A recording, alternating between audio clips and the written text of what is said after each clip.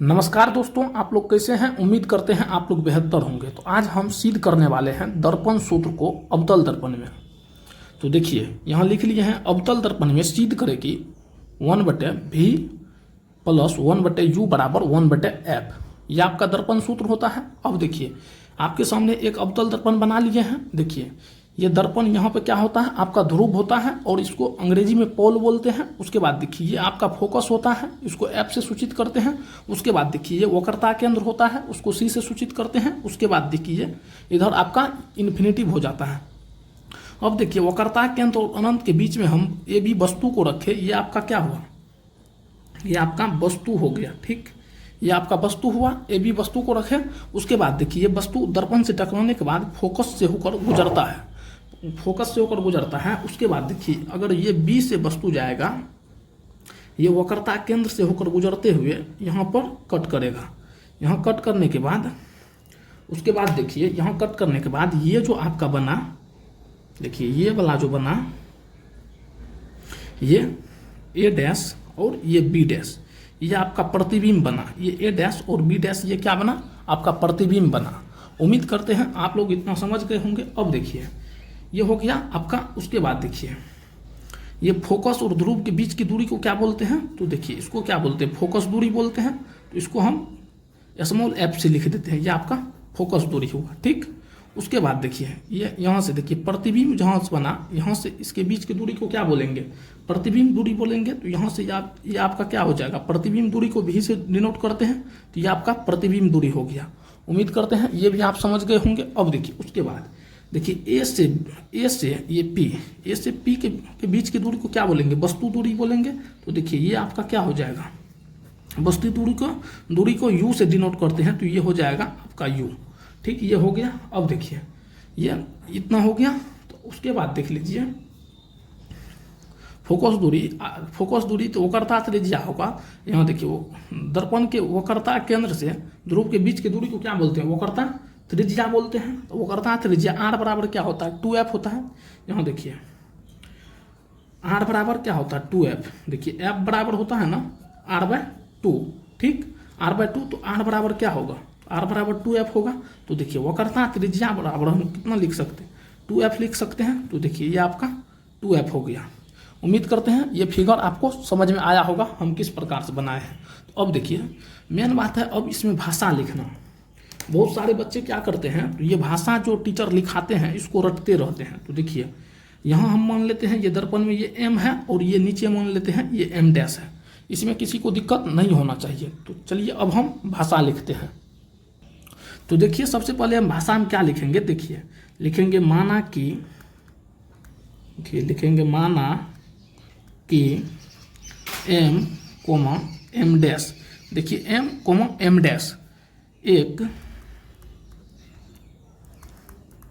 छोटे द्वारक का अवतल दर्पण है। ये लिख लिया, माना कि एम और एम डैश एक छोटे द्वारक का अवतल दर्पण है। इसमें किसी को दिक्कत नहीं होना चाहिए। अब देखिए उसके बाद लिखेंगे, देखिए ए बी क्या है, वस्तु है। लिखेंगे जिसके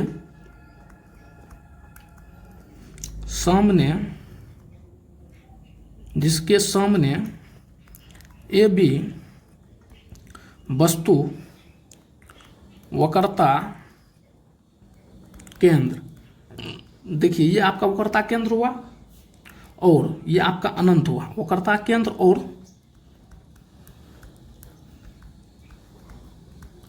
अनंत के बीच में स्थित है। ये आपका हो गया। देखिए वक्रता केंद्र और अनंत के बीच में स्थित। ये फिगर को देख कितना भाषा लिख लिए। अब लिखेंगे दर्पण द्वारा, देखिए दर्पण द्वारा बनाया गया प्रतिबिंब। देखिए दर्पण द्वारा बनाया गया प्रतिबिंब, देखिए प्रतिबिंब क्या बना, ए डैश और बी डैश। तो लिखेंगे दर्पण द्वारा बनाया गया प्रतिबिंब ए डैश बी डैश। देखिए कहाँ से बना, वक्रता के अंदर फोकस के बीच में बन रहा है प्रतिबिंब। तो लिखेंगे ए डैश बी डैश वक्रता केंद्र तथा फोकस के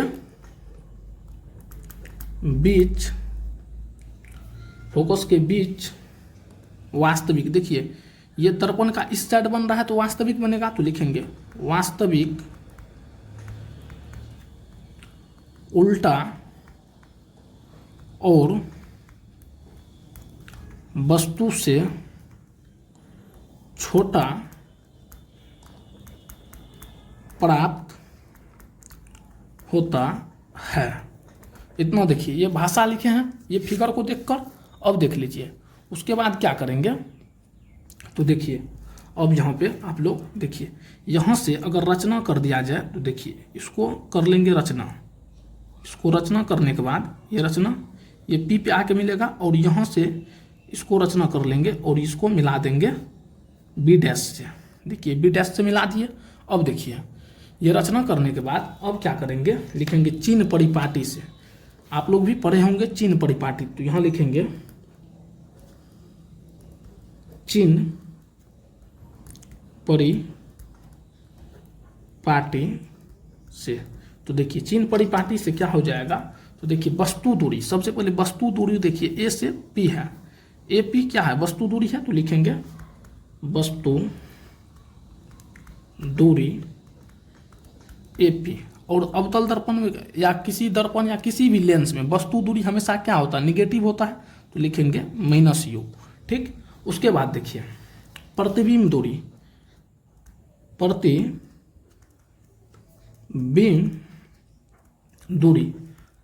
दूरी देखिए क्या है, देखिए P ए डैश से P, तो लिखेंगे प्रतिबिंब दूरी ए डैश P बराबर, अवतल दर्पण में अगर वास्तविक प्रतिबिंब बनेगा तो प्रतिबिंब दूरी भी निगेटिव होगा, तो ये -v। ठीक, इतना लिख लिया। अब देखिए उसके बाद क्या करेंगे, तो देखिए फोकस दूरी, उसके बाद लिखेंगे फोकस दूरी पीएफ आपका फोकस दूरी। ये फोकस दूरी भी क्या होता है, निगेटिव, इसको लिखेंगे अवतल दर्पण की फोकस दूरी निगेटिव, इसको लिखेंगे -f। ठीक, अब देख लीजिए उसके बाद वक्रता त्रिज्या, तो देखिए अगर फोकस दूरी निगेटिव होगा तो ऑटोमेटिक है वक्रता त्रिज्या भी निगेटिव होगा, तो PC बराबर कितना हो जाए -r, और -r के जगह हम लिख सकते हैं -2f। इसमें किसी को दिक्कत नहीं होना चाहिए। तो अब देख लीजिए ये आपका हो गया, इतना डाटा चिन्ह परिपाटी से लिख लिया। उसके बाद देखिए अब यहाँ पे थोड़ा हम आपको बताते हैं। यहाँ देखिए अब हम त्रिभुज लेंगे, देखिए ABC एक त्रिभुज, ये आपको दिख रहा होगा ABC। उसके बाद देखिए A dash B dash C, ये दोनों त्रिभुज को समरूप करेंगे। तो देखिए इसमें देखिए कोण B बराबर है कोण किसका, कोण B डैश का। उसके बाद फिर देखिए कोण A बराबर है कोण A डैश का, और कोण C बराबर है कोण इसका भी। ये कोण C जो है दोनों में उभयनिष्ठ है, कोण C दोनों में उभयनिष्ठ है। तो ये देखिए दो कोण बराबर होने के बाद एक कोण ऑटोमेटिक त्रिभुज का बराबर हो जाता है, तो ये दोनों त्रिभुज आपस में क्या होगा, समरूप हो जाएगा। तो इसको चलिए इसको लिखते हैं पहले। अब देखिए अब लिखेंगे यहाँ पे, अब त्रिभुज A, देखिए त्रिभुज BAC तथा त्रिभुज B dash A dash C में, देखिए यहाँ क्या हो जाएगा, कोण BAC बराबर कोण B dash A dash C बराबर कितना 90 डिग्री। अब देखिए ये कोण सब आपस में बराबर है, तो ये दोनों त्रिभुज क्या होगा, समरूप हो जाएगा। तो लिखेंगे चूंकि त्रिभुज BAC ये समरूप का चिन्ह होता है त्रिभुज B dash A dash C का। ये कहाँ से हुआ, तो कोण समरूपता से, ये कोण समरूपता से आपका ये त्रिभुज समरूप हो गया। तो चलिए अब आगे देखते हैं। तो आगे देख लीजिए इस त्रिभुज में अब क्या करेंगे, तो देखिए इस त्रिभुज में अब देखिए समरूप त्रिभुज की संगत भुजा क्या होती है, समानुपाती होता है। तो यहाँ लिखेंगे देखिए लिखेंगे समरूप, देखिए लिखेंगे समरूप त्रिभुज की संगत भुजा समानुपाती होता है। ये देखिए लिख लिए समरूप त्रिभुज की संगत भुजा समानुपाती होता है। तो अब देखिए अब यहाँ पे क्या हो जाएगा, देखिए ए बी बराबर हो जाए बट्टे हो जाएगा ए डैश बी डैश का। फिर देखिए इसी प्रकार ए सी बराबर हो जाएगा ए डैश सी का। यहाँ देखिए ए बी बराबर होगा ए डैश बी डैश का, उसी प्रकार ए सी बराबर होगा ए डैश सी का। तो इसको हम अब समीकरण 1 मान लेते हैं। यह आपका समीकरण नंबर 1 हो गया। अब देखिए दूसरा त्रिभुज हम लेंगे। देखिए दूसरा त्रिभुज यहाँ पर आपको दिखा देते हैं। यहाँ देखिए बी ए पी एक त्रिभुज ये आपका हो गया। उसके बाद देखिए बी डैश ए डैश पी ये नीचे। अब की बार ये दोनों त्रिभुज को समरूप करना है। तो चलिए ये दोनों त्रिभुज को समरूप करते हैं।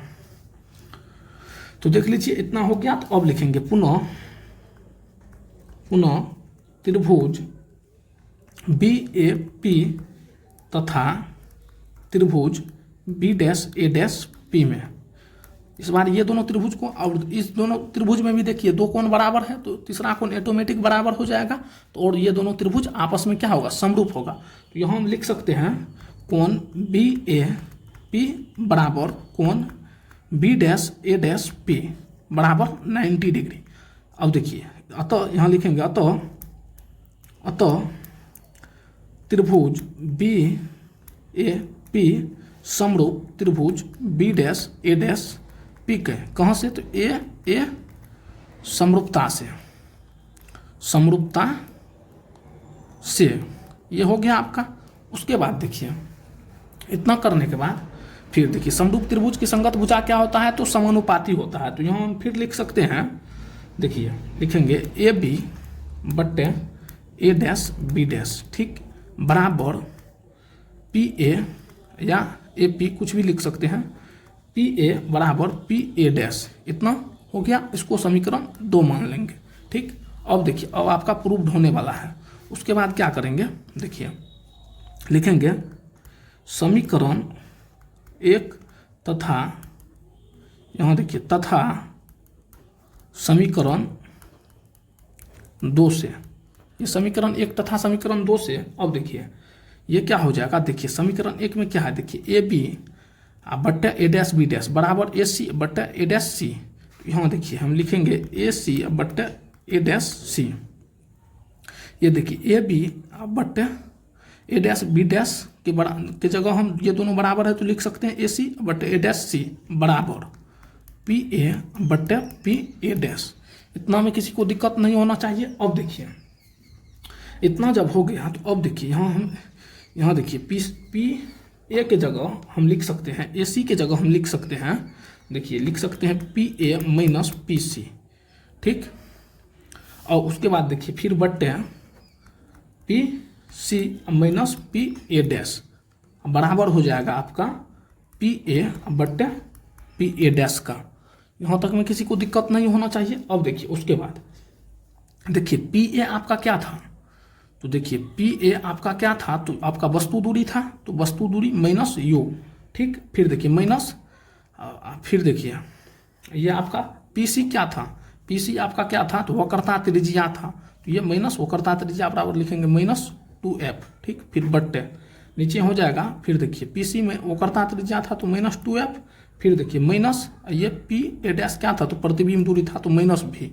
फिर हो जाएगा बराबर का। फिर देखिए माइनस ये हो जाएगा u, फिर ये माइनस ये हो जाएगा आपका v। पी ए वस्तु दूरी था तो माइनस u और पी ए डैश प्रतिबिंब दूरी था तो माइनस v। इतना लिख लीजिए। अब देखिए क्या करेंगे, तो अब देखिए इसको सोल्व करना है। तो ये कितना हो जाएगा, देखिए ये हो जाएगा आपका ऊपर में कितना हो जाएगा माइनस u प्लस 2f। इसमें कोई दिक्कत नहीं होना चाहिए। फिर देखिए माइनस नीचे हो जाएगा माइनस 2f प्लस v, इतना। फिर देखिए यहाँ माइनस माइनस कट जाएगा, यहाँ हो जाएगा u/v। इसमें किसी को दिक्कत नहीं होना चाहिए। तो उसके बाद देखिए अब क्या करेंगे, कोना कोनी गुना कर लेंगे। तो देखिए अगर भी से इधर गुना करते हैं तो कितना हो जाएगा, माइनस यू भी प्लस 2VF। इसमें किसी को दिक्कत नहीं होना चाहिए। फिर देखिए बराबर हो जाएगा माइनस 2UF प्लस UV, ये इतना हो जाएगा। उसके बाद देखिए अब क्या करेंगे, देखिए ये दोनों को एक साइड कर लेंगे और ये दोनों को एक साइड कर लेंगे। तो अब देखिए क्या हो जाएगा, तो देखिए 2VF प्लस 2UF इतना हो जाएगा। देखिए इधर माइनस में था, इधर आएगा तो प्लस में हो जाएगा ना। देखिए इधर माइनस में है, इधर जाएगा तो प्लस में हो जाएगा। तो इधर हो जाएगा UV प्लस UV। अब देखिए इसमें 2 अगर कॉमन ले लेते हैं, देखिए अगर इसमें 2 कॉमन लेते हैं तो क्या बचेगा, VF प्लस ये कितना बचेगा, फिर देखिए ये बचेगा UF, ठीक। फिर बराबर ये कितना हो जाएगा, दोनों जुट जाएगा 2UV बचेगा। यहाँ से देखिए 2 से 2 कट जाएगा तो ये कितना बचा, UF प्लस ये आपका VF प्लस UF, ठीक, बराबर UV। अब देखिए दोनों तरफ UVF से अगर भाग दे देते हैं तो निकल जाएगा, दर्पण सूत्र निकल जाएगा। तो यहाँ लिखेंगे दोनों तरफ UVF से भाग देने पर, अगर दोनों तरफ UVF से भाग देते हैं तो देखिए इस डेरिवेशन को याद रखिएगा कितना। अब देखिए इधर कर देते हैं तो कितना फाइनली बचा था, देखिए बचा था UF, ठीक। उसके बाद बचा था VF बराबर कितना बचा था, UV। दोनों तरफ UVF से भाग देंगे तो कितना हो जाएगा, देखिए UF बट्टे UVF प्लस VF बट्टे UVF बराबर में कितना हो जाएगा, UV बट्टे UVF इतना हो गया। अब देखिए UF और UF यहाँ कट जाएगा, फिर देखिए VF ऊपर VF तो नीचे भी VF कट जाएगा, फिर देखिए UV तो नीचे UV कट जाएगा। तो यहाँ फाइनली कितना बचा, देखिए 1/V प्लस यहाँ कितना बच गया 1/U बराबर ये बच गया आपका 1/F। और यही हमको सिद्ध करना था। यहाँ आपका ये दर्पण सूत्र हो गया सिद्ध। यहाँ आप लिख सकते हैं प्रूव्ड। अगर वीडियो पसंद आया होगा तो वीडियो को लाइक कीजिएगा और चैनल को सब्सक्राइब कीजिएगा और अपने दोस्तों में शेयर कीजिएगा। फिर मिलते हैं नेक्स्ट वीडियो में।